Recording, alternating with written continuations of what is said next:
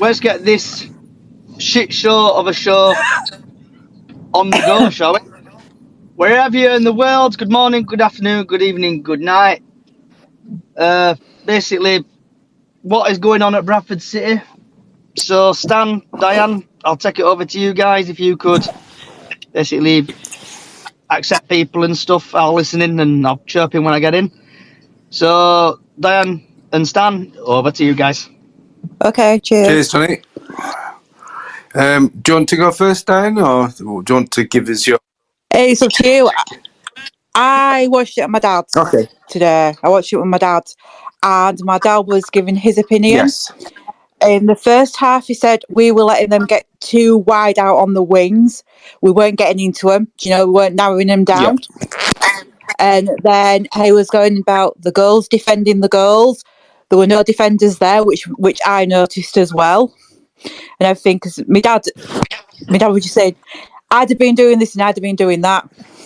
So, but it was crap in the first half, but I thought we did better in the second half.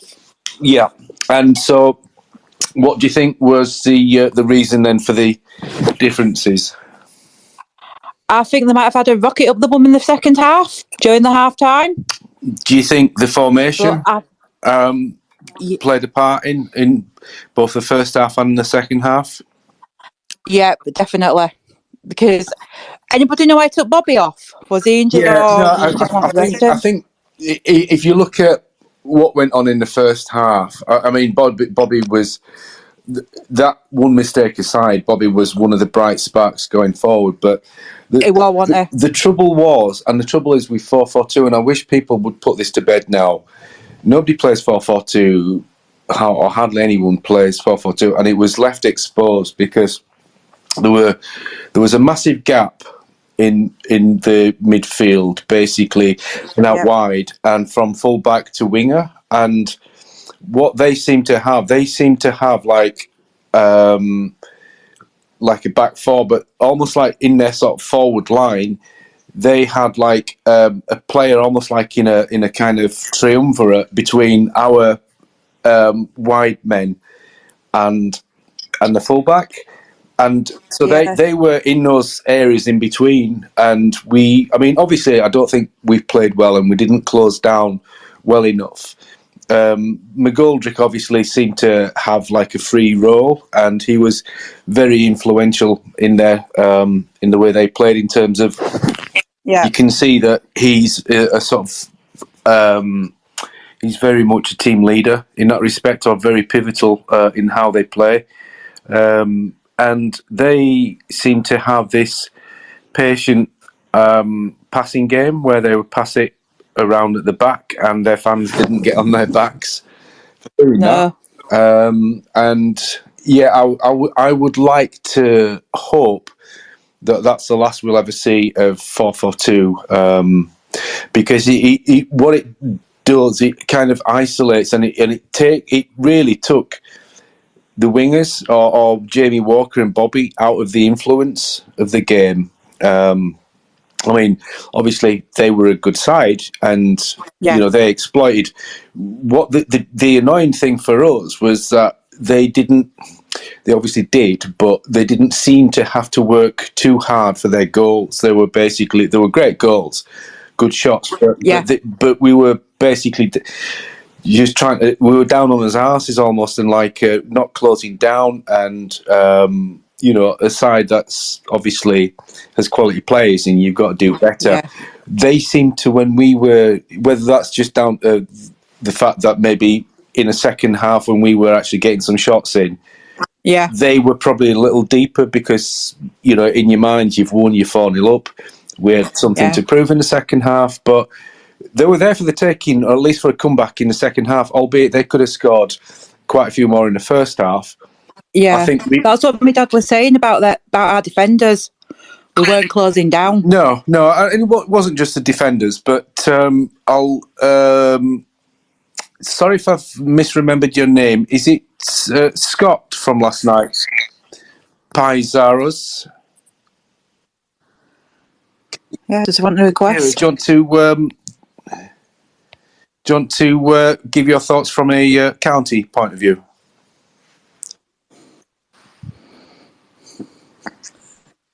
He's gone off. Yeah, he may come back in. Yeah, I'll keep an eye out. Anyone else? Yeah. Oh, hang on a second. I've got a request. Yep.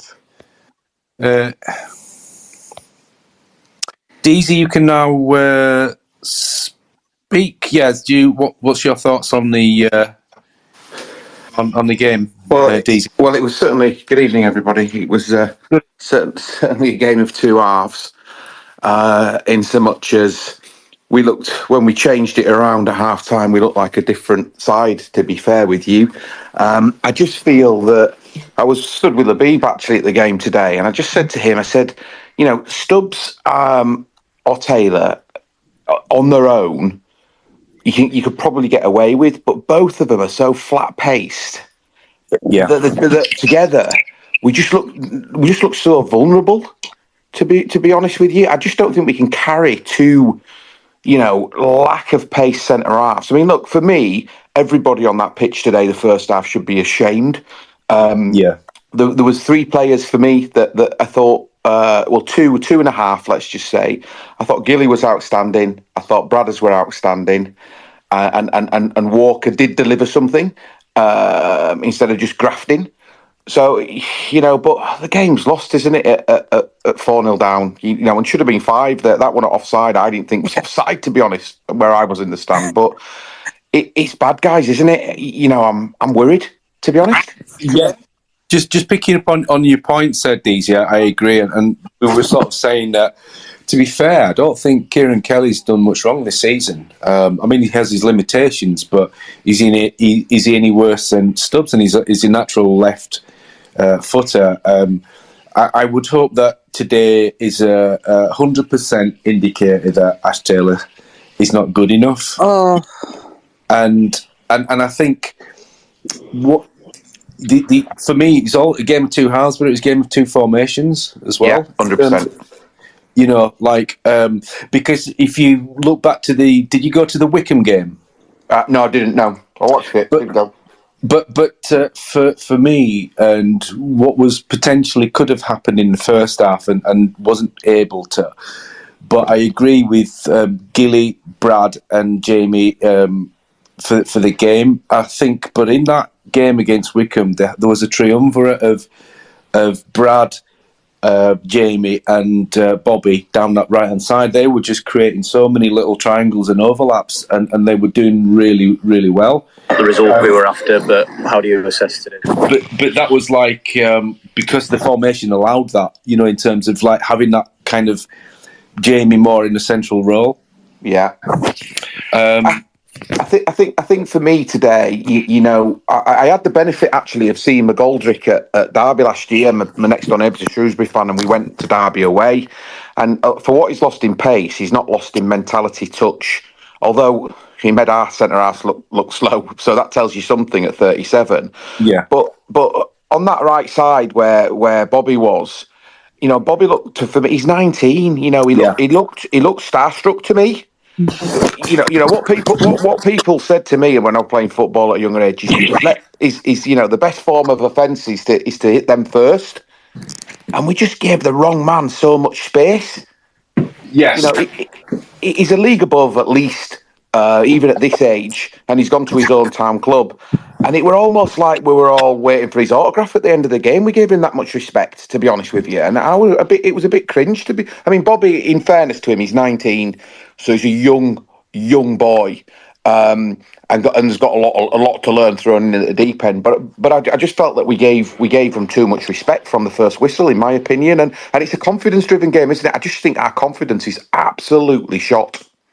Yes. Before I come to you, Diana, I'll just say 100%. I think, but Bobby still had some good moments in the first half. Brilliant moments. That little back heel to down the right wing, Brad. Yes. Yeah. And he's got those sort of things that you can't coach. And today wasn't his day, but I think that was more down to the formation not suiting him, like not having somebody kind of closer into him. But so go ahead, Diane, anyway. Yeah, it's just about, I was saying about in the first half, I've just read on Twitter that Gilead has been interviewed by Radio Leeds, and he said they need to apologise to the fans that were down there for the first half. I think that's a fair cop, to be honest with you. I mean, the fans singing, I've not heard that for a long time. You're not fit to wear the shirt. I mean, I didn't sing it because, I mean, I felt like it, but I just felt, I don't know. I just hope that Graham's learnt today that, you know, two people like Taylor and Sam Stubbs, it can't work. We're too slow. Take the Irish boy Kelly and just give him the chance, because it can't be any worse than where we're at. It just can't. And then I don't know if you remember the second half. Ball comes over at top, and Sam Stubbs, middle of nowhere, no one near him, tries to take a touch, got the touch, you know, like a donkey, and then puts us under pressure, and they should have scored. Where is that coming from? Yeah, I agree. I think there's probably a lot of things going on, and for whatever reason, there's a mentality within the players, and it's kind of gone on for a while, and it's going to be all in for Alexander to kind of change the mentality. I mean, I don't want to be rude either, guys, but you know what's happened to Lewis? Couple of times today. I mean, he did a couple of worldie saves, in fairness, and I am a Lewis fan. I think he's a great keeper, but his distribution has always been all right. He fizzes it fairly hard, and any professional footballer who can control a ball at 40 mile an hour, 6 foot up in the air, and is a question mark in itself. But then they weren't even going in the pitch today. Yeah, I mean, no pressure. Can I say something, guys? Yes, please do. Yeah, welcome to the. Sorry, Scott again. I thought second half you guys were terrific. You know, I'm listening to you guys. There's a lot of negative stuff coming out. I understand you got beat, and obviously first half was what it was. But the second half, I thought you were terrific. And you know, if you had a decent centre forward who could put the ball in the back of the net, you'd have got a lot more goals. I mean, you know, we talked about last night. I said, if you had a guy who's up top who can score with his head, you'd have chances and score. And sure enough, that's how it panned out. It's just that your man Cook didn't hit the target. But if he hit the target, he'd have got a hat-trick yesterday. Definitely. Just to quickly come back on that, I think it's a confidence thing with Cook this season, because I mean, he got 31 goals last year, and he was just he's like pretty much one chance, one goal kind of thing. So it's definitely he's a very much a confidence player. I think he's overweight again, if I'm honest, guys, and I think he's injured. But you take. Oh, is he still there, or has he gone? I think he's gone. He's still down a speaker, so. So did anybody? Oh, sorry to chip in, but did anyone notice at the end of the game a fan giving Andy Cook a bit of jip? Yeah, it was right in front of me. It was right in front of me. Do you know what got said there, bud?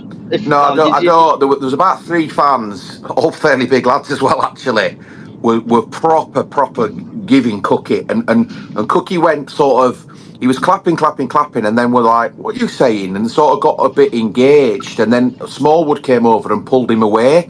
So I think it was 2/5 of nothing because of the way in which Smallwood handled it, if that makes sense. But I think he would have come over, and I think Cookie would have bit at that point, because you could see how he was lining it up in his body language.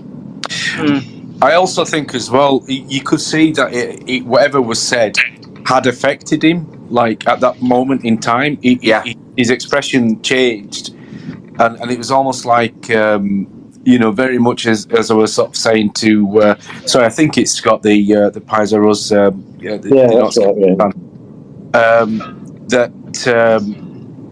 He's very much like, and I've sort of said it. I don't think he's been fit or been like.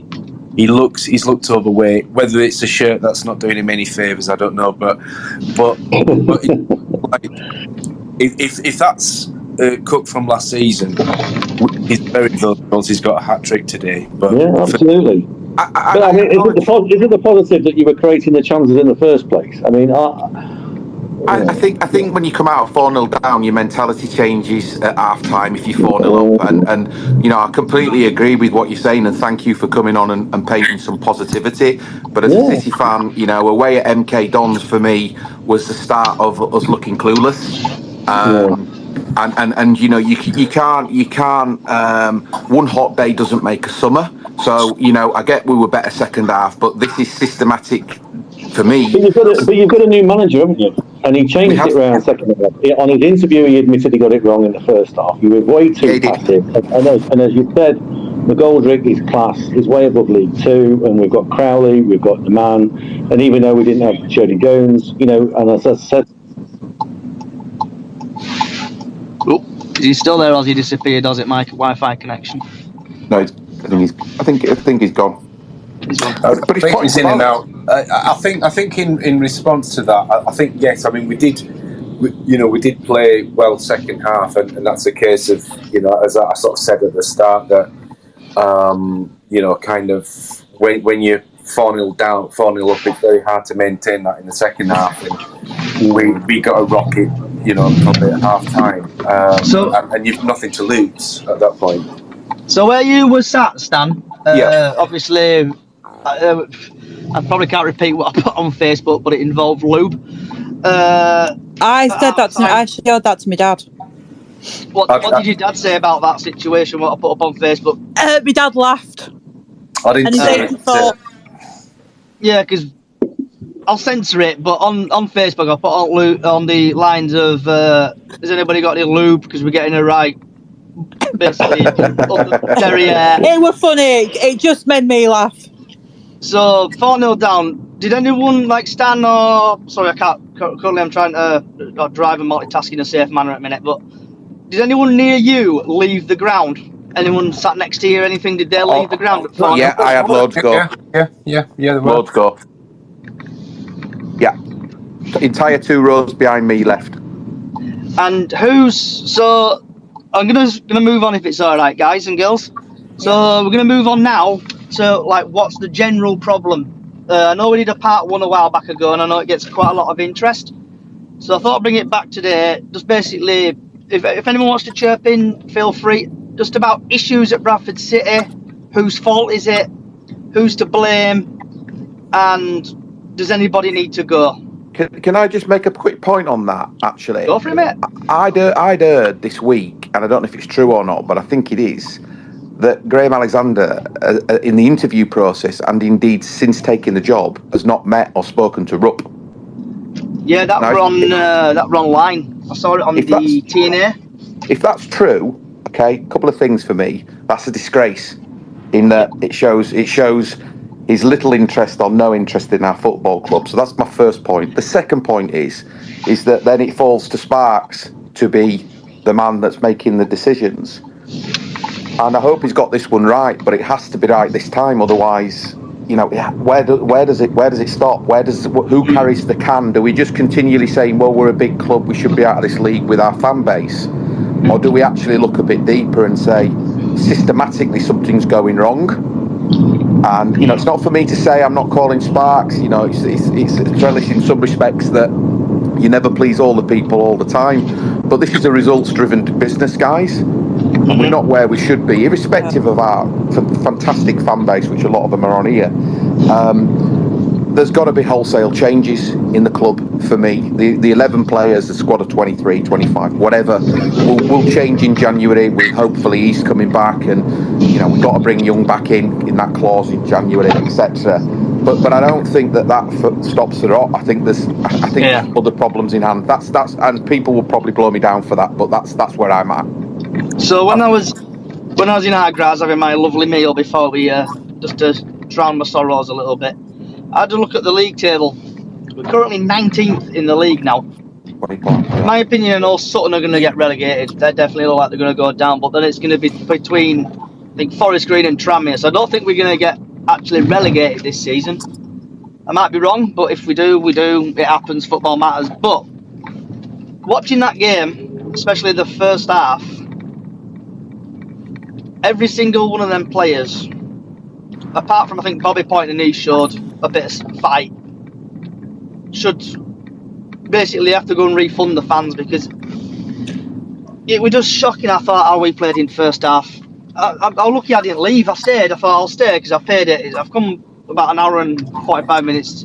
Brought my friend with me, and I just thought I'm not leaving. Just see what happens. And obviously, we fought back, and then the issue with Cookie at end. But I think it's coming from the top. And there was a bit of a thing about a small majority of fans saying sack the board. But tell me if I'm wrong. But by all accounts, we don't actually have a board. It's because we're associated. I was going to say, Johnny, they can say sack the board if they can name them, but the fact that we don't have a board, then it's kind of that's pretty much. But sack the board, but like, who's going to do the sacking? So say for example, if Rupp is at fault, and let's just say that we're going to attribute bad intent on his part, and he thinks, right, well, I'm going to run the club how I want to see it run, and he says, no, I'm not going to sack the board. Then what? It's kind of. I think on a day-to-day basis, in fact, interestingly, sorry, a very minor tangent, but it is relevant. I was listening to the podcast with Darren McAntony on the way down, and he was basically saying the last couple of years, he's and he said it's taken him a while to come to this philosophy, but it's like, right, okay, this is the DNA of the club. This is what we're doing. We're gonna have young players. We're going to bring players through. We're going to sell them on. We're going to kind of be so they have a model, and it's like sod what anyone else is saying. This is what we do. And for the last 5 years, what has happened is we've assembled a squad. It's not gone to plan. Then we brought a manager in who's got a different philosophy, but he hasn't got the players to basically implement his philosophy, and it's a mishmash. And there's no coherent philosophy or strategy within the club. Now that does stem from the top, so and that comes down to the managers you hire, but also sticking with the managers you hire, because I think my mate put it best, and most people will have. Probably agreed to this to a certain extent. He says he's agreed with all the appointments, but hasn't agreed with all the sackings, in terms of you've actually got to kind of give it a chance to sort of actually work, because otherwise, we are in this predicament because we're constantly chopping and changing, and there's no continuity. There's no actually, we've got this plan, so let's stick to this plan, because otherwise there's no point having a plan. I think good point. So is this not the Man United effect, in so much as commercially the club's doing well? Next week we'll announce that we've got new hand dryers with a partner in ladies' toilets and probably a pool table in COP. I hope they get new hand dryers in toilets. Well, it's coming. You heard it here first. But commercially, I think Flamingo Land, whoever, everybody coming back. Commercially we're doing well, but of course that's not rolling into. That's supposed to be revenue generation to roll into, on the pitch decisions. And for me, so commercially we're doing well, but of course that's not on the pitch, is it? So it's a Man United effect for me. That's what we're suffering with at the moment. And I just had a quick look. We've conceded 27 goals and scored 20. So we can all say that, Cookie's up there by himself and he's not a one-hit wonder. I get that. Smith, for me, I don't know whether he's any cop. Time will tell. But we conceded 27 goals, and that for me is Tyler and a combination of no pace with Tyler and Stubbs at the back. Also, as well, and not to sort of pick on the lad, but it's just pure facts, and it's just it's like how many. I looked the other day, and Harry Lewis was at fault for about 7 or 8 of those goals. Now, if you take those into actually the Colchester one he got away with, but like the actual games, we've ended up kind of losing those games. So, and again, I will reiterate, I think Harry's a great keeper, but he's having an awful season, and so we need to just basically, if Colin Doyle is a player coach, have him playing a few games, give Harry a break. there's a couple of things in there, and I agree with what you just said. The only thing I would say is that for every one that he's made mistake, he's probably made 2 to keep us in games. So his net contribution is a bit stronger. I agree with all that you've said, but the likes of Stubbs and what they've done is made mistakes, and I don't think that they give us the net contribution that Lewis does. So for me, it's not a like for like comparison. Well, I would say to that, sorry, DZ, but yeah, and the defence have been kind of responsible, like this. Generally, the centre half pairings have been responsible for the other goals that we've conceded that have kind of like been a net negative. So, and a keeper of Harry's level, you'd expect him to make good saves. It's making saves in games that you're not busy, and then you suddenly have to pull one out, which Harry did so much of last season, that he's not doing this season for whatever reason. And I think it's a mental thing, and how much is he analysing his game in the aftermath? He made a good save today, I thought. He made a couple of belters. Yeah. He did today, because I had to watch it on telly, but I thought he made a couple of good saves today. He did. I'll tell you something and you touched on it a minute ago, I think there's a huge problem, is that Doyle's a good keeper, but he's not a League Two keeper. He'll do all right in Pizza Cup, whatever, but he's not a League Two keeper, in my opinion. And, that actually, as you said a minute ago, causes a bigger and wider problem, is that there's no competition for places. So Lewis knows he gets picked, irrespective of his performance, really, as does Cookie, and that's evident in him being overweight, a bit injured. So there's no competitiveness in the squad, so they know they're going to get picked. So I'm not saying that they don't want to win. I think they are winners. Labib said to me today, he said individually, our defence, if you look at each of them individually, you'd say they're good League Two players. They just can't play together. Do you think the morale's low? Oh, I think it's on its arse. Rock bottom, like the Titanic under the sea. Sunk. Because speaking to people like you do at the ground, I'm not going to name the person who I spoke to, but he told me a story. I don't know how true it is.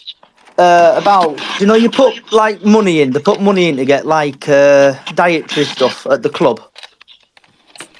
So apparently that's gone up from like 90 or 100 quid.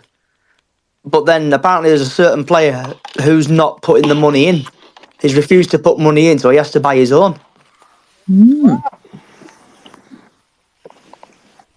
I think overall, Steve, because we can only go off of hearsay and conjecture and kind of make us our own kind of hypotheses about what's going on with the players. But I think in general, aside, I think the players have gotten off lightly this season with regards to sort of their contributions to the way the season has gone. And fair play in the second half, they kind of took some responsibility. But things like dietary stuff, it's like in this day and age, there's no excuse really for players not kind of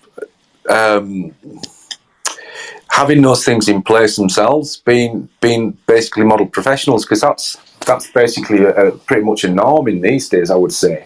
And an interesting point my mate said to me today, and I think that's a really good point, is sort of like Harry talked about how professional he is and stuff like that, and he eats right, which I've no doubt is true.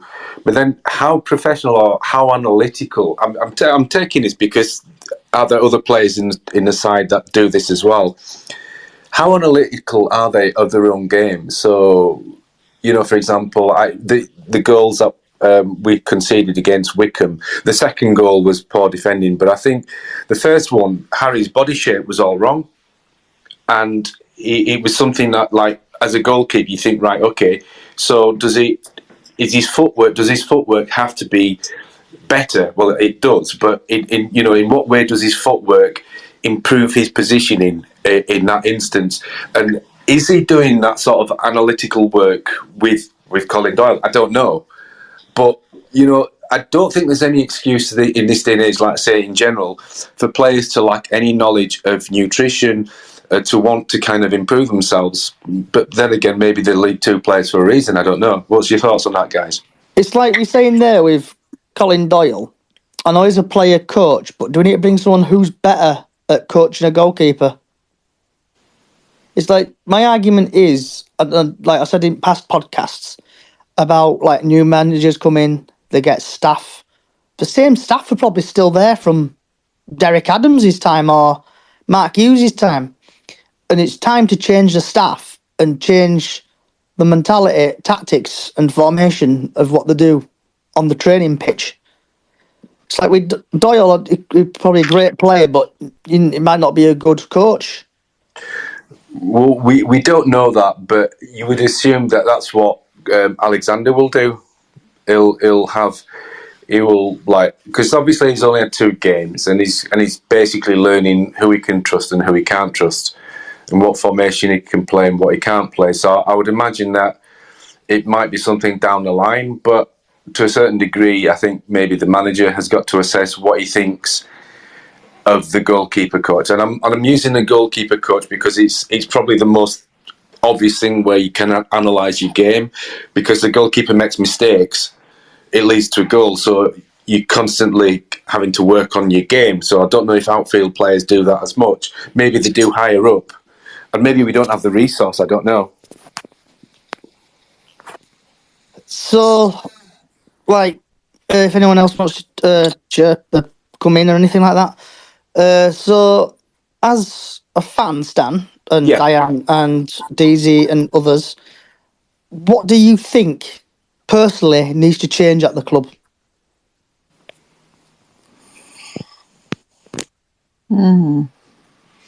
I can go on that if you want. Yeah, go for it. But I'm thinking. I think there's a couple of things. The immediate thought process for me is to let Graham do what it's not choice. This is just common sense of what we've got to do. You got to let Graham feel his way around the club and pick his players. 4-0 down, Taylor's off half time. I hope that's the back of him, although I think he signed a couple of year deal or a year. I don't know, but I think we've got to get the on pitch stuff sorted primarily and look to January. The question is, have we got a relegation battle, or have we given up on playoffs? I don't even want to think about that or answer that question myself yet. But we've got to let Graham try and get around the players and give him just a bit of time to try and change things there. That doesn't cure the systematic problems within the club for me. And we haven't got any choice about what Rupp does, but I heard today, sack the board, and I know there isn't a board, but, it gives you a demonstration of how the fans are starting to turn, not against the manager, because you can change that all the time, and the same problems are prevalent. So there's two answers. The short term is let Graham get it right. Longer term, we've got to have new owners at some point, haven't we? Definitely need new owners. Definitely. And like you say about Graham, needs to get round the club and learn the club. You got any thoughts on it, Dan? Hello.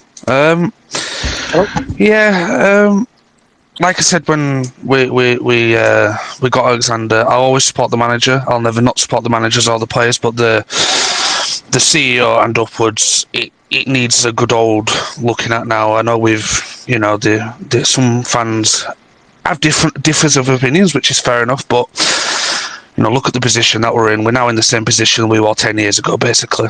Bottom end of League Two, not going anywhere anytime soon.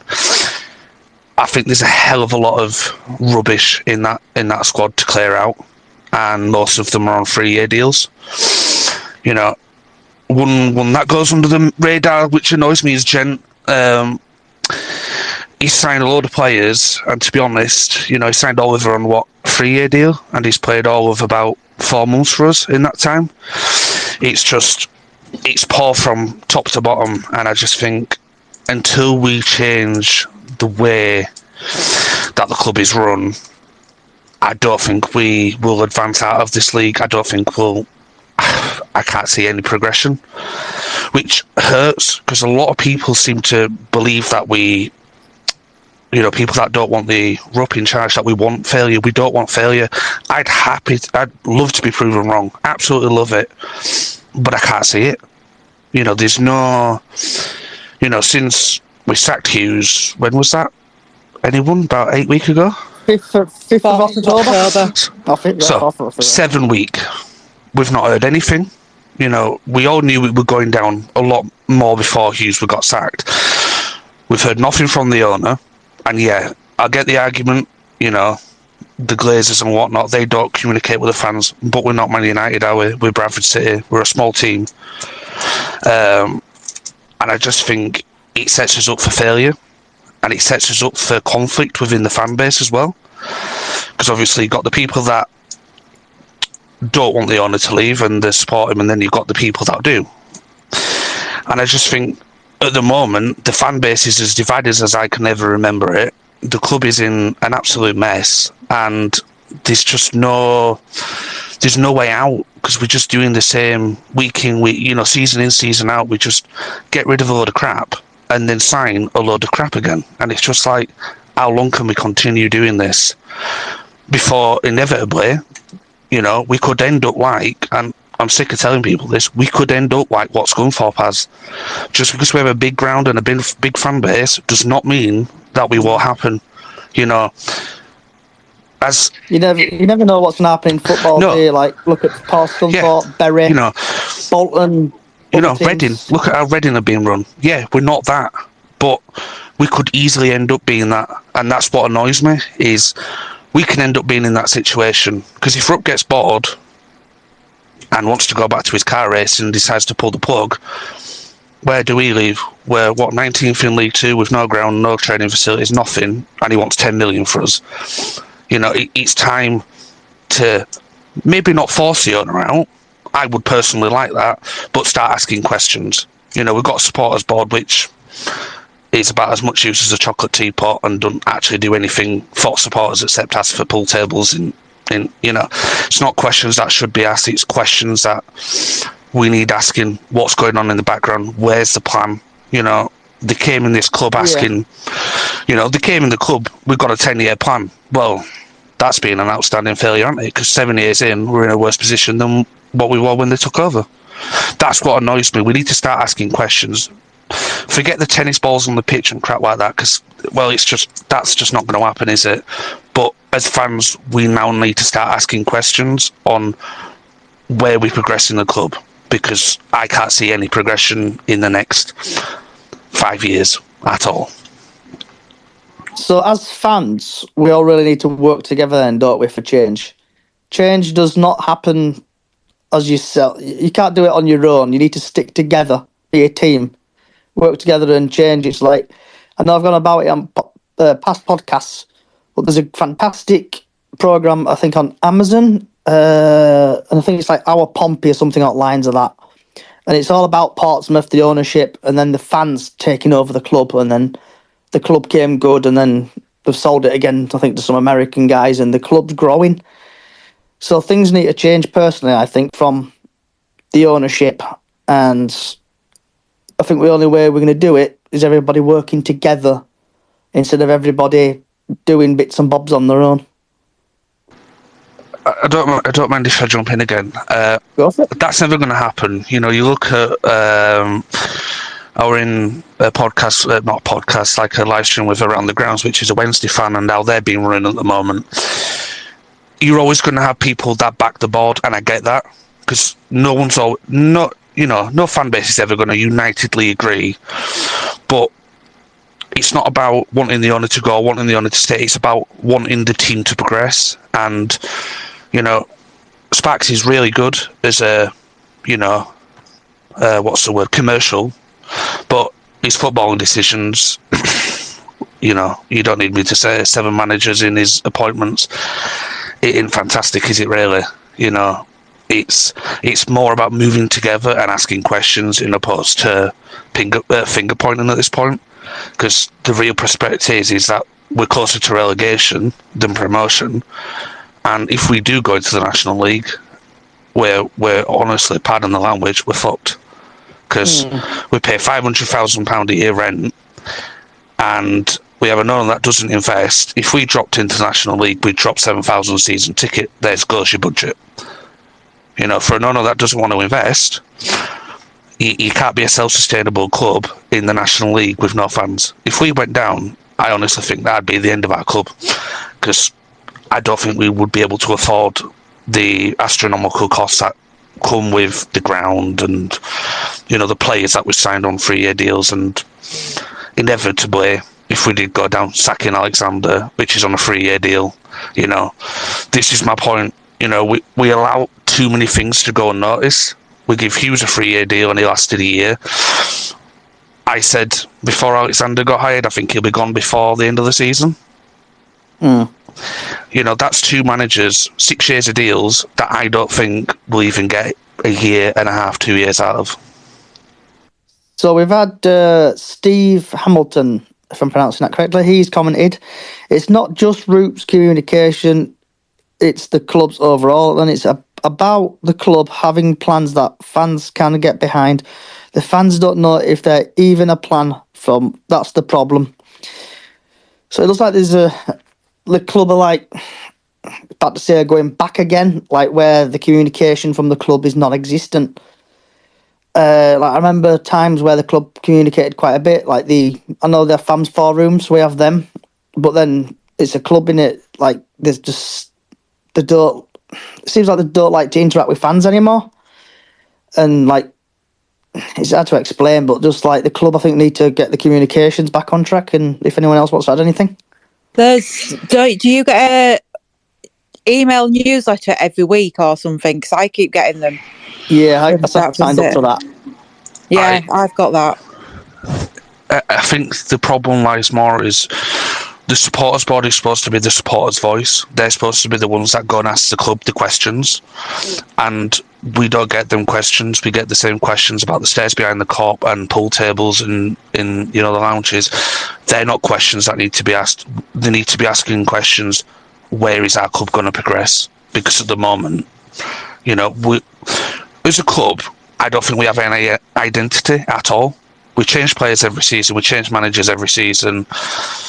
We've got an owner which is disinterested and a CEO which is far underqualified for the role that he's in. There's no identity in the club, and there's no way. Well, this is my view. There's no way of seeing that light at the end of the tunnel, if you get what I mean. Yeah, because someone else. Sorry, just find it again. Jamie has put, what do you think of bringing a new CEO and moving Sparks to communicational director, what he's been good at? Any thoughts on that, guys and girls? Might be a good idea. Be a good idea, but can we afford someone that's going to do a decent job? There's no point getting someone that's cheap, because, well, we already have somebody that's cheap. We need somebody that has proper experience and that can progress us forward. Yeah. The chap that was, I can't remember his name now. He used to be before these two took over. Someone like him, I can't remember his name for the life of me. I know you mean, you go to Burnley. I can't remember. David Baldwin. No, it wasn't David Baldwin. It was James Mason on Twitter as well. That's it, James Mason. Someone like him. I don't expect we're going to sign somebody with bounds of experience from Man City, but we need someone that talks to the fans. Communicates with the fans, and another thing is communicates with the fans when shit gets hard as well. Because it's all right being there like Sparks was when we were doing good, but we need someone to come out and quell the unrest as well. Because I very much doubt that players don't read what's going on. I very much doubt they do probably read and they do see what's going on. And I just think the whole, from the players to the fans to I think the club's just rotten. I think the players are at the lowest, the fans are fed up, and we haven't heard from an owner and a CEO that is just lost. I think, guys, if I could just very quickly, again, going back to the Darren McAntony podcast, with regards to what his thing is bringing in best in class in all departments. So best CEO he can get, best manager, best academy manager, best commercial manager, and so on. And we don't have that. I mean, in terms of first team managers, we can all have an opinion, and some work better than others. This space was downloaded via spacesdown.com. Visit to download your spaces today. But that does reflect in terms of we did have the guy who was the academy coach or manager, and sadly he passed away. But but where else do we have these elements that are best in class? And again, going down to and I agree with pretty much what has been said by pretty much almost everyone in terms of it does really stem from the top. And I don't wish anyone kind of anything sort of negative, but I do think that perhaps Ryan's out of his depth. I mean, he may come on, somebody may sort of tell me something that he's doing that disproves what I'm saying. But my view has been, I've said this for years, is if I was an owner, the highest paid person within the organisation, i.e. the football club, would be the CEO, because that is where a lot of the decisions are made, and it's where the if you like the DNA of the fans aside, it kind of constructed. It goes from there, and we don't have that. And and it's pretty much in agreement with what has been said, really, in terms of it is lacking leadership, and I think over the period where we didn't have any communications after Hughes was sacked, you don't want them to just do it for the sake of it, but I think they could have probably saved themselves a little bit of hassle if, say, after 1 week, 2 weeks, saying, look, guys, we're obviously looking at this, it's a big pool, we are trying to make the correct decision, and do that a couple of times. It may have just avoided then suddenly, like, after a few weeks, it's like, oh, the natives are restless, I better put out a communique, and I think things like that, the team, somebody like Ryan Sparks or whoever, should know that. Just you don't have to give fans what they want in terms of, don't fill them with platitudes, but just say, look, guys, bear with us. We're in this process, so we just want to keep you in the loop, but we can't tell you. And I'm sure most people would have accepted, well, at least they maybe, at least informing us that they are doing something. I don't know what you guys think of that. So I'm going to go back to what Dan said and other people said about communication. It's like, I don't know if anyone remembers, but they did tweet out, I think, I can't remember off the top of my head, but someone did tweet it out as a reminder about safe standing. It's like, what's happened to that? That seems to have like disappeared on or behind main priorities and stuff. It's like nothing's been heard about it. It all goes back to money, though, doesn't it? It all goes back to the money that we don't have, and I think that's obviously safe standing. I don't know how much it's going to cost us. I can't imagine it's going to be 250 grand. I can imagine with all the applications, the changing, the seats, whatever. It ain't going to be cheap. If Bradford City are making money, we're not making money. No, like on iFollow and stuff. Like, because we've got a fan base, haven't we? And the fan base is loyal to the team. Like, especially when we're doing well, I know iFollow passes go through the roof. So, a question to you then, Johnny. Where would you rather, say it costs 300,000, would you rather that went on safe standing, or would you rather that went on 2 good players? 2 good players. Without a doubt. Exactly. So in that respect, I think money has been kind of more sort of focused on team matters, which any manager would want, rather than safe standing, where it's a kind of a niche grievance, if you like. But going through like to the players and stuff, I know you've mentioned it before, but who have we actually bought physically? Cook. We signed. Who we actually paid money for? No, was it Osid? Him who's at Hartlepool, and then he's gone on loan somewhere. Timmy Odesina. Did we pay for him? I don't know, but I mean that's a red herring. No, we didn't, because we've basically, to lure Vidane Oliver out of League One, we've given him a 3-year deal, and I'm sure at a handsome wage as well. So I think transfer fees are a bit of a red herring, because to get players in, you're gonna pay the money.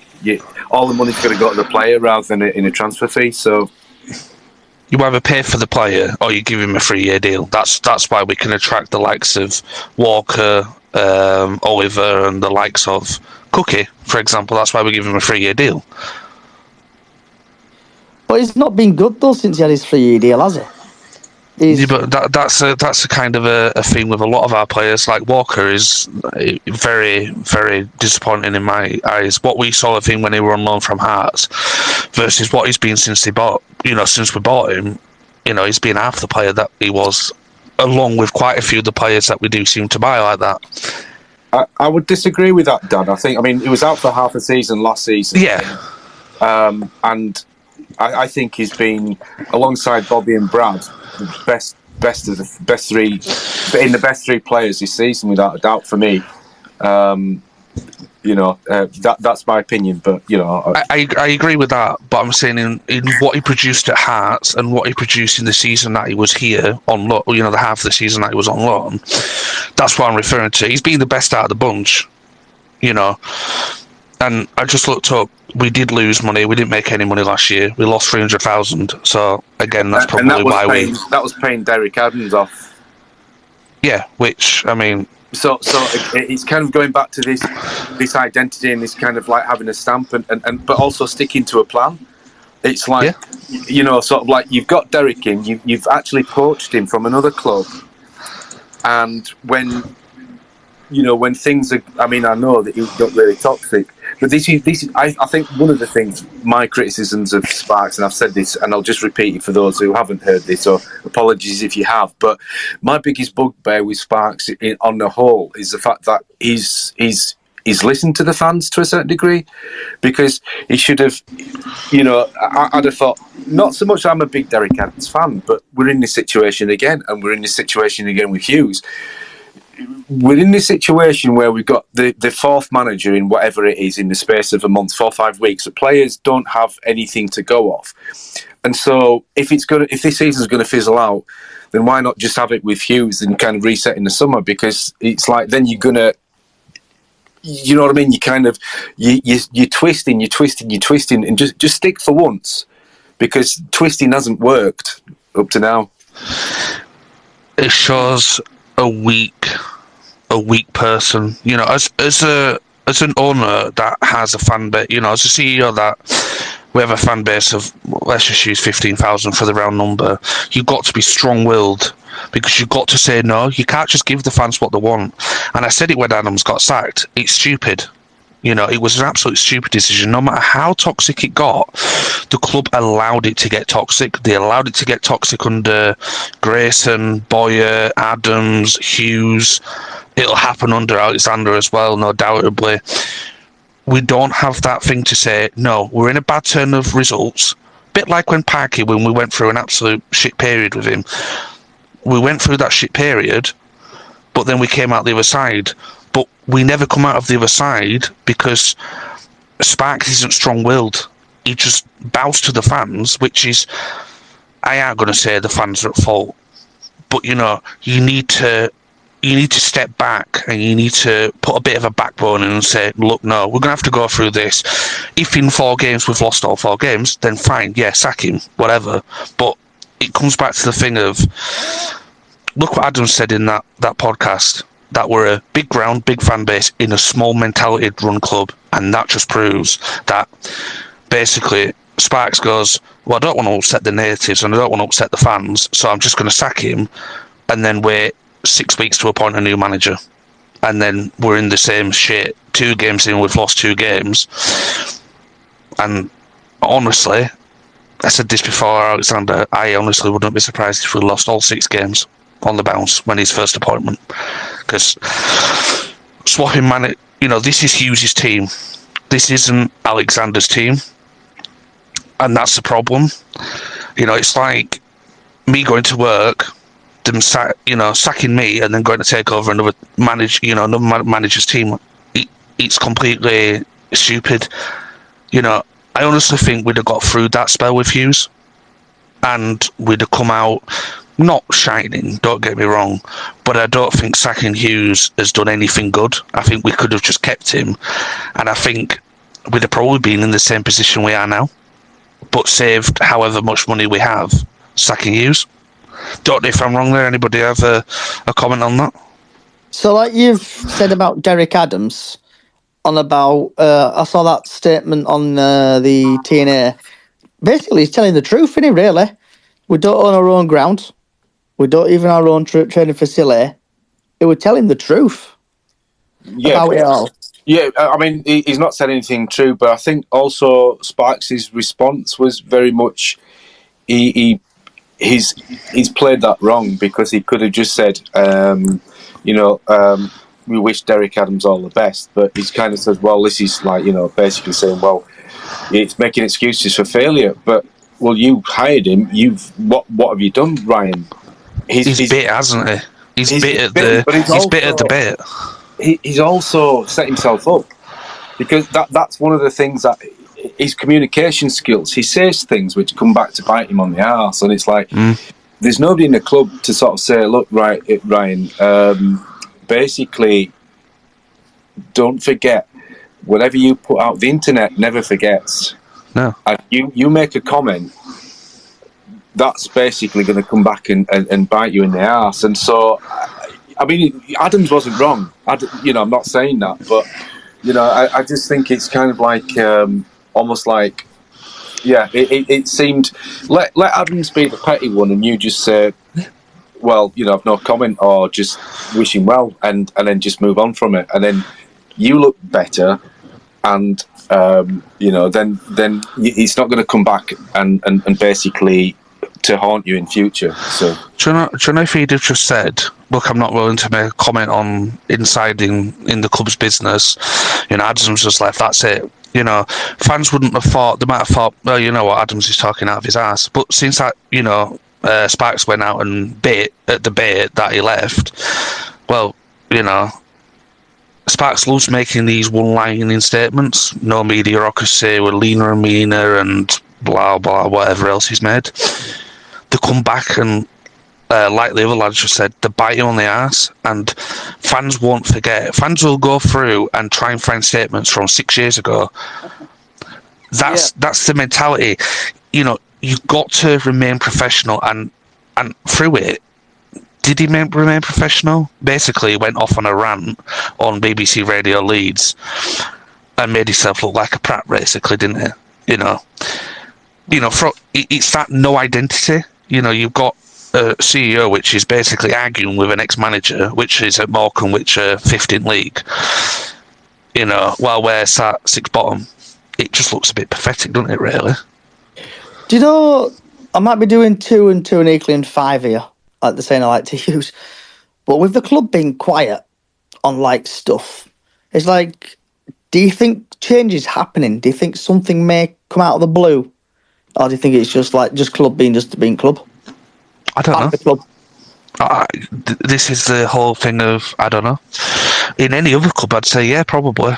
There's probably something going on in the background, but with us, we're that quiet normally. I honestly don't know.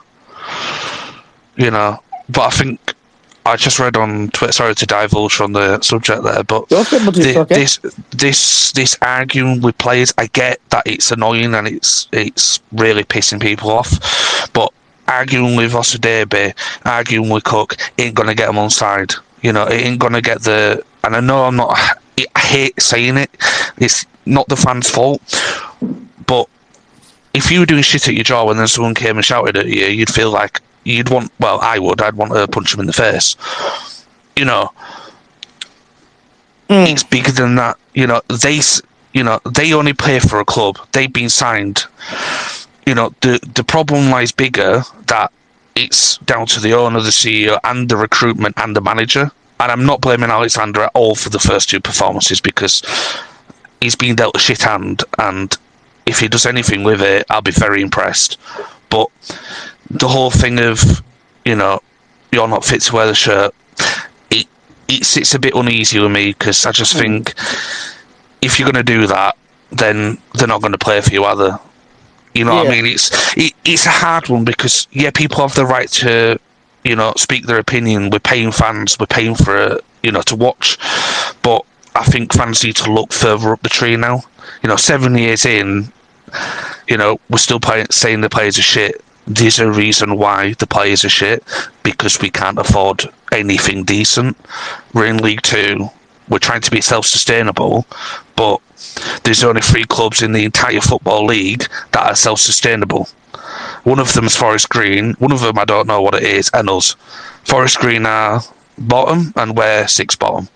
It sings a story of you can't be self-sustainable in modern-day football. You just can't. Yeah. Especially when you don't own your ground either. We'd probably be self-sustainable if we owned a football ground, but we don't. That's the problem. We're not expecting Rupp to come in and go, I want you to spend £20 million on players. I just want him to give us a competitive budget and personnel in the club that will allow that. Because we've got Gent, which is signed, in my eyes, a load of crap. I think just to reiterate what we've said, has been said in previous weeks, and just in terms of Rupp's investment, we kind of up to the limit of what he can put in because of the FFP rules in terms of like commercially what you bring in. Yeah. Then it can be matched or whatever. But yeah, I mean, it's kind of like we don't have. I think from what somebody said the other week was interesting is the fact that as a club we kind of our model is based on getting a lot of fans in, sort of through the turnstiles, through the season tickets, which is obviously great, and it's great the fact that they're affordable season tickets, etc. But then we kind of like almost letting the fans dictate the policy of what's going on at the club, and so that's why I think somebody made the point, and it makes sense to me why they're kind of like they've twisted rather than stuck is the fact that I think, well, we can't lose 5,000-7,000 fans for next season, so we better do something about it. I mean, change is needed at the club in terms of higher up from to actually have a vision and a plan. I mean, Notts County, I think they, as I understand it, they've been relegated. They've gone through that, but they've got owners in who have put a plan in place, and they're reaping what they've sown, and good for them, good on them, for actually doing that, because they've kind of they've had owners, whether it's owners and or CEO or a team at the top, who have got a vision, and obviously the club's best interest at heart. I'm not saying that Stefan wouldn't have that, because that's his investment.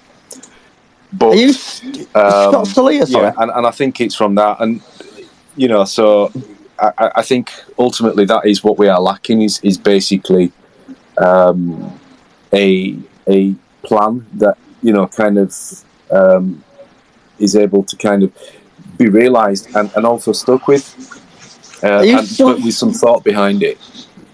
But in terms of the sustainability, I think, the model we have, and I think that's why the commercial department has done really well in the last year or two with regards to bringing in these what they call partnerships these days, and so. That's unless we get a massive sponsorship deal, that then can be matched, if you like, by the owner. Unfortunately, we're kind of limited in that respect, and I'm going off of Liam, who's does the League 606 podcast, and so I'll take him at his word for that. So that but that also makes sense as well in that respect. So. Yeah, we're kind of in a bit of a rock and a hard place, really, in that sense. Are you still here, Scott? Or has he disappeared? No, can you hear me? Oh. Yeah. Sorry, I'm kind of half listening. Yeah. Does anyone else want to have a say? Scott, the Notts County fan, is there anything you want to just kind Can I just interrupt? I'm going to have to go. Yes, I'm going to have to go as well, but go on. Yeah, I'm going to have to go, so I will speak to you all later. Diane, love. Great to speak to you, Dan. You too, right. Speak to you later. Bye. See you later. Bye. Right. Is there anything, Scott, that you would like to say on the back of what's been said with regards to what's worked at your club?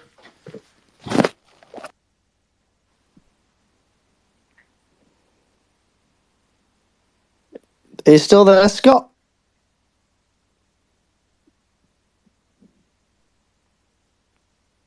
Can you hear us, Scott? I'll just jump in if he's having technical problems. Just another thing that it came to my mind just then. Yeah, go for it, Dan. I'll let you have last words. You know when we talk about football, you talk about the love that you have for your club, yeah? Everybody has it, you want to have that love between your club. That over the last, 2 or 3 seasons for me, it's slowly going away. And I know people berate me for this one, but it's that love that it seemed that Wrexham have. They have that owner that's out there talking with the fans. We don't have that. Even as a CEO, we had James Mason, which interacted with fans. A bit like last season when we had, that love between Lewis and the fans. Every game we'd go up after. We've just lost all that love, and it goes with identity. It's just annoying because you want to support your team, you want to support your football club, but it's getting harder and harder every week to drag yourself an hour, on the train just to sit there and get disappointed. There's no you just don't feel passion in going to support them, because when that goal went in 28 seconds, I just sat there and laughed. I don't even get upset anymore when we get conceded, because it's just an expectation. And I know people, going about the Disney dream. I'd love to have what Wrexham has. I don't care if people berate me for it. I'd love it. Absolutely love it. And anybody that's sitting here saying they wouldn't is talking out their ass, because they'd absolutely lap it up if we were owned by Ryan Reynolds or someone of the same nature. And, we don't even need someone that has barrels of money. We just need someone that's passionate, and they're passionate about the fans, they're passionate about the history of the club. And Rupp just doesn't care, quite frankly. He just doesn't care enough to even say, look, we're in a shit position and we'll come through this.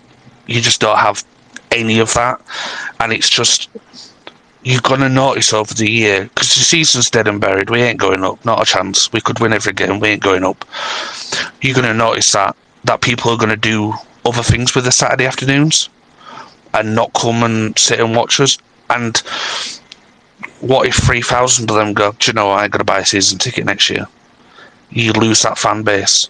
We're going back and back. And it's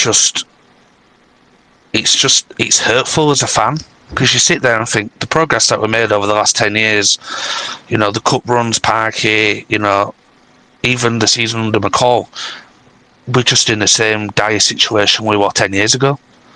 And I mean, I can't remember the days under Peter Taylor and whatnot, but correct me if I'm wrong, for the older generation in it, is it as bad as that yet? Is it getting as bad as that? So with, like you're saying there, the love. I think for me, sorry, I'm just outside, I'm just kind of getting in the car, but I think probably what people would probably almost hate the worst is that feeling of indifference. Like you said, that you actually don't care, that you laugh when the goal goes in because it's almost inevitable. And it did happen under when McCall was sacked by Rahic, and then things started to go downhill very quickly. It was almost like, it's not so much the fact that you were losing games, it was the fact that I mean, in that season when, sort of Grayson came in, it was the fact that people didn't care, that you weren't bothered, and like, you're almost going to the games, and it was just like, well, I've got it, and you didn't have like that feeling of I'm looking forward to the passion. Yeah, just looking forward to the game, looking forward to like kind of where there's actually something to play for, because that you don't care enough whether they win or lose, and that is the danger at the moment. But and it's not blind optimism, because I'm not saying, but I suppose all we can do is just see how things go with Graham Alexander, and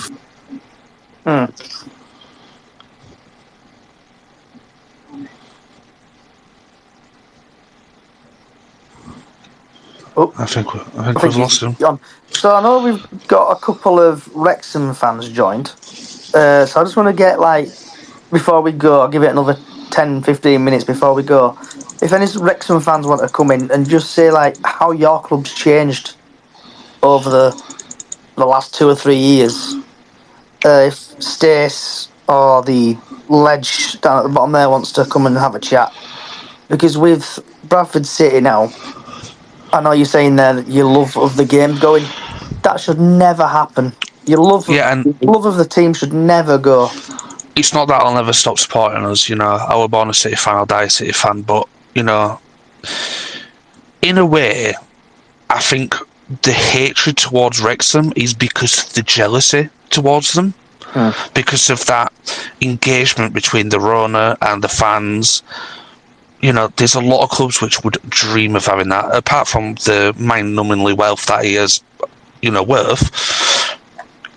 As fans, that's what you hope for. You hope for a good owner, you don't care if he spends whatever. You just want an owner or a CEO or anyone in the club, to be interacting with the fans. We don't have that. It just feels like I look at Bradford City and just think a corporate business. That's all I think of. I just think of a corporate name that wants to get his money back, and once he's got his money back, he'll piss off and forget all about it. Yeah, cause it's like coming back today from the game. I was fed up. I'm never going to go to the game again. But then I've got other Stace is so we've. I know you just joined, but we're on about the club and stuff, and I know you've currently, in the last 3 years or so, had a new owner. So what's it like to have Ryan Reynolds as your owner of the club and actually pumping money into the club? I think, to put it in simple terms, is when you've got owners that care about the community, the people, as much as what our owners do, that's what makes a huge difference. Because watching the Wrexham documentary, I know your owners have gone right to the heart of the community and the making an impact in the community. So what if you could give Bradford City some advice, what would it be?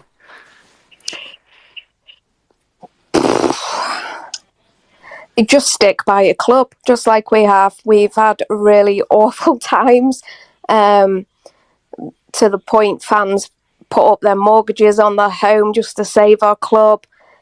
It was awful, really, really bad time. And then, we're blessed with great owners now that care about us as people. Yeah, of course they want an investment as well. They're businessmen at the end of the day. But they put us first as well. And that's so important. But the only advice I would give is just stick by your club, because eventually things will get better. That's all I can say, because, years ago we were thinking it will never get better, it's always going to be shit. But we still turned up, supported our club, the diehard fans, and, well, look what's happened for us now. It's just, yeah, we lost today. We lost 2-0 today, but we're all still happy even though we've lost, because we know we're going somewhere now. That's what it's about, isn't it? The thing that I'll add about that is obviously a bit before my time, because I'd have been 1. This happened. Did this happen when we nearly went out of the league in 2000 after the Premier League? If anyone would correct me on that, if I'm talking out my arse. But it has happened before where fans have had to, buy the club out, save the club from going under. We just seem to have that bad luck. And I think, like my dad's been going, 40 odd years. He hadn't been to a game in 6 games because he just he's just not interested. And I think that's when, if you lose your core, supporters, you're done in, aren't you? You've lost your core supporters. You've lost the interest. Is it like when we had Derek Adams down? No. I'm on about in 2000 when we spent far too much money and nearly went under. That's what I'm on about. You know, does it feel that we're in that same situation where, you know, if we go out of the league, is that us? Is it good night Bradford? Because, you know, we've got fans that are just not interested. Who's going to put up money for a club that's, you know, in the National League if we did go down? I don't think personally we'll go down, though. No, I don't think we will, because I think there's poorer teams in the league, Forest Green and Sutton, thankfully. You know, thankfully we've got teams in the league which are worse than us. But my point still stands as, don't rule it out, because it can happen. You know, all Scunthorpe fans went, it won't happen to us, and guess what? Oh, it did. You know, Rochdale and Oldham fans, they all said, oh, it won't happen to us, and guess what? It did. Yeah. You know, just because we've got a big fan base and a big ground doesn't mean it won't happen, and that's the thing that concerns me. We're a little bit big-headed in terms of, it won't happen to us. You know, we'll stay up. We might, but we might not either. You know, we've got to be erring on that caution of side of, if it does happen, what the hell's going to happen? Because if we went down, theoretically speaking, just if we went down, I don't think we will, but if we did, could you see us going straight back up? National League's hard to get out of, though, and like I know, like stays with Wrexham in Notts County, only 2 teams go up, don't they? And then, but the top team goes up, but then is it second, third, fourth, fifth, sixth, seventh going to like a playoffs? Yeah. It's one of them. It's horrible. You look at when Chesterfield went down seasons ago. They used to be in league. They're top, admittedly, at the moment, but it's took them years to get back there. Rochdale, Oldham, Southend, all Football League teams, all gone down. They're in mid-table. You know, I think we would really struggle. It reminds me of Yeovil, with the way that they capitulated from the Championship and just dropped. It just reminds me of they've got a $10,000, $11,000 seater and they fill it. It just reminds me that just because you've got a big ground and a big fan base doesn't mean that we could fall through the leagues, because we honestly could. With the way that we're misrun, it just concerns that it could happen. And if it did happen, you know, everybody said when we went down to League 2 we'd go straight back up, and guess what? We haven't. We've been in here 5, 6 seasons now. No, 5. It ain't as easy as people make out, and honestly, it's all about the direction. Wrexham have that direction of they're going up. You know, I honestly think we could stay in League 2 and Wrexham could be in the Championship by the time we even get close to getting promoted out of this league, because we have no direction. Notts County as well. It's just... They've got owners who like to spend money, though, aren't they? Even that, it's the direction. You know, even, you know, they've got money, don't get me wrong, and maybe that problem with Wrexham will happen because they signed a lot of people on 3-year deals when there were no wage limit. Maybe that problem will come in 3 seasons when the deals run out. I'm not too sure on their signings, but there's teams like Stockport, Notts County, Wrexham that all have direction, and at the moment, you know, I can't see that. You know, Stockport finished... Did they finish below or above us last year? Above us, didn't they? Yeah, I think Oh no, yeah, because we finished like 4th. 4th or 5th. I think they finished above us. They're top. You know, Salford haven't got off to a cracking start. They're 15th, but I think it'll come good for Salford in the end. Us and Donny, both run by owners that don't care, and both in an absolute shit situation near the bottom of the league. You know, it's just I think the only thing we can do is wait, and I think around Christmas you'll know if we are deeply in trouble.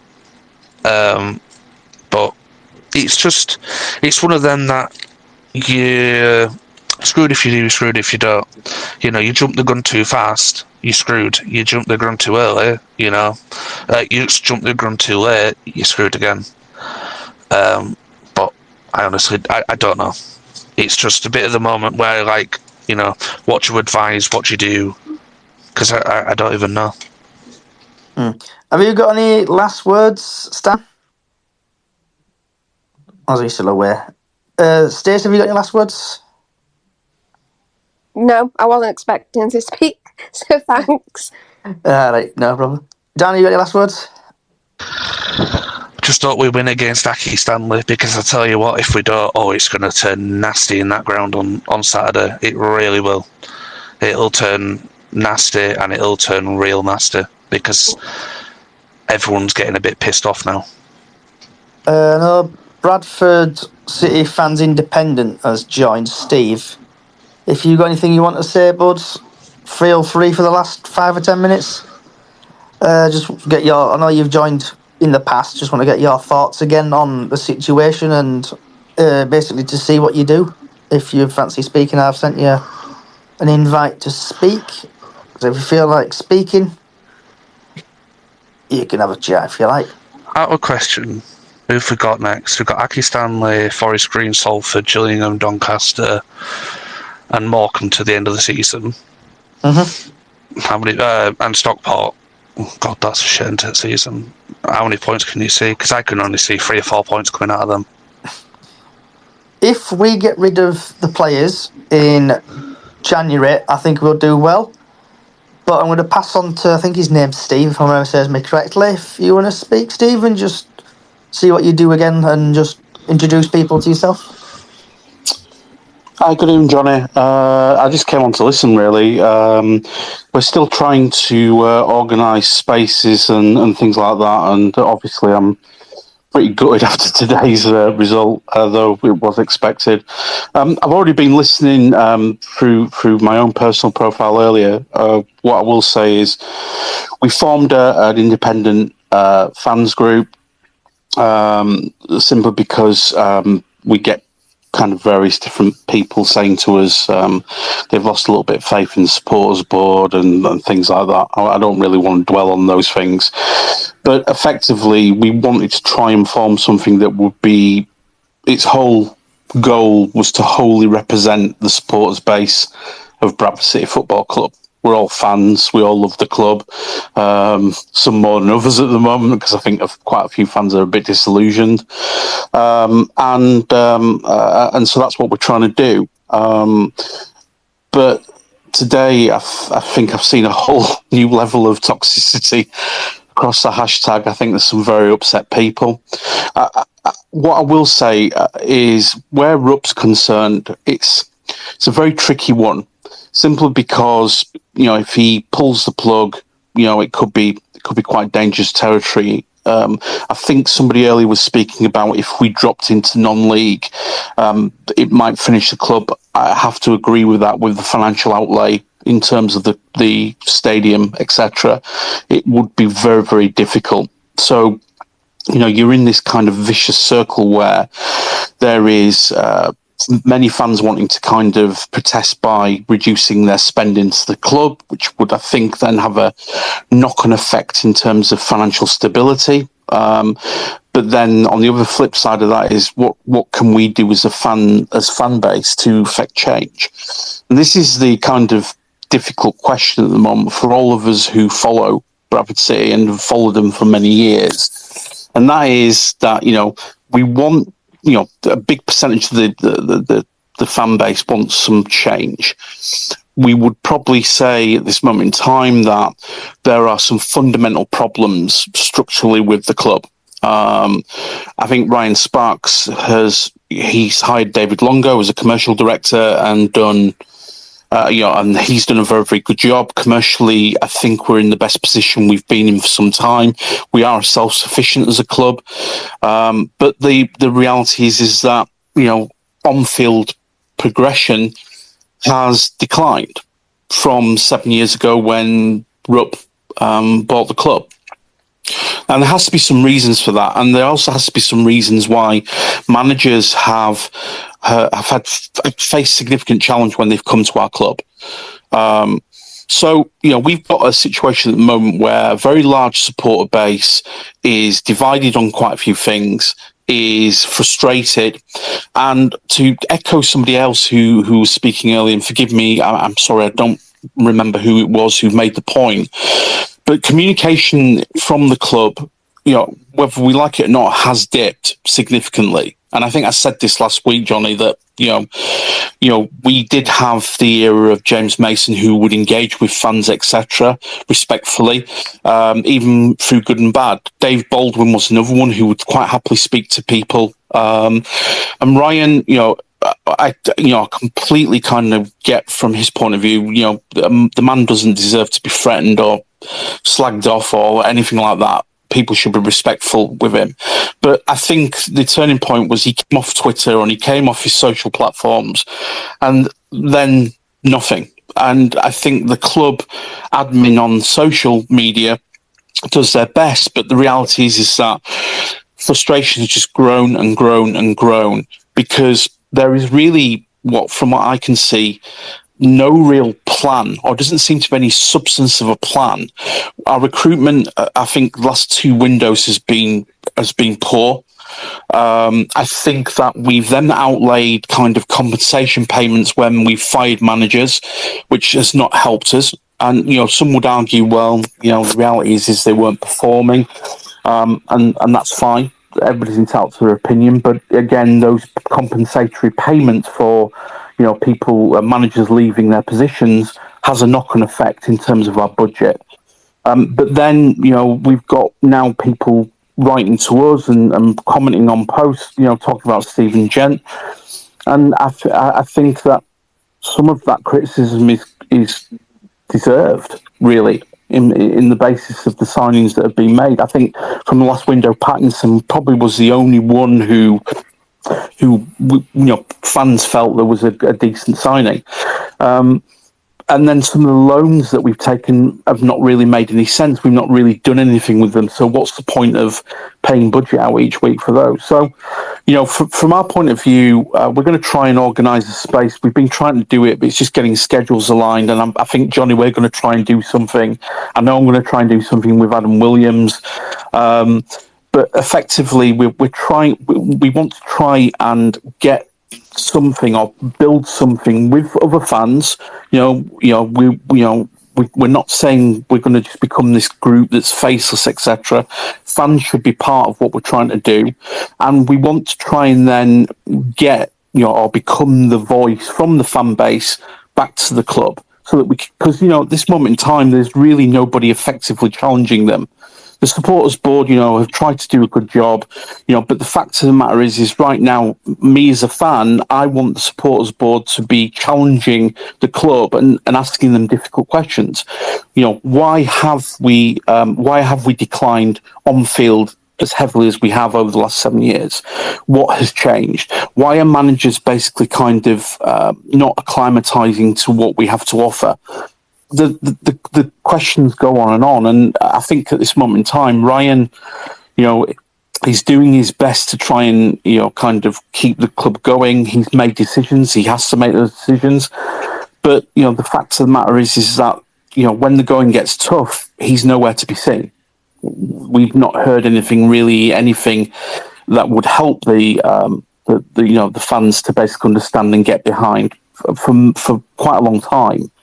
And we want to request, and and if anybody's from the club is listening to this or will listen back to it, we would want to request formally that the club starts to look at providing, as a matter of urgency, a fans forum for fans to attend respectfully, but to ask the questions and get answers that they need. Because I think the longer it goes on with the fan base not hearing anything of any substance and speculating, I think the greater the toxicity becomes, and it's not going to go away. And so if Mr. Sparks thinks that it's going to be a case of if he hides long enough, it'll go away.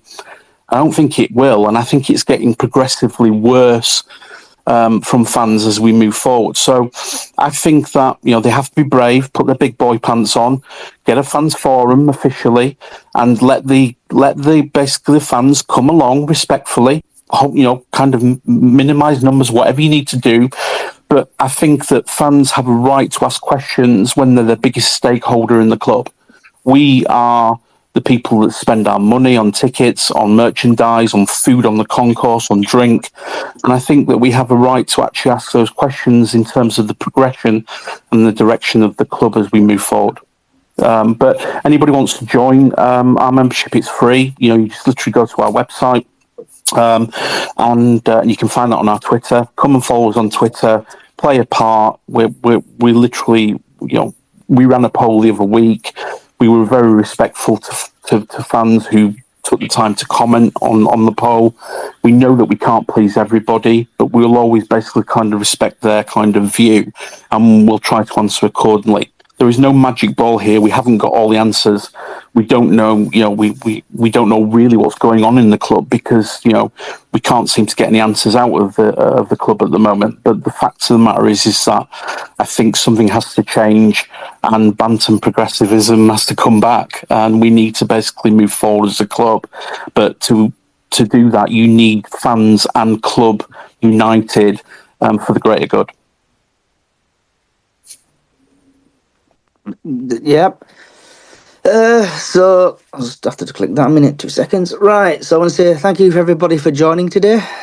And this also is a couple of podcasts we've been doing on Bradford City Up the Chickens on Spotify and Apple Music, and also on Facebook on Bradford City Up the Chickens, and finally on YouTube, Brace Hodge 1 on YouTube. So thanks everybody again for coming, wherever you're in the world. Good morning, good afternoon, good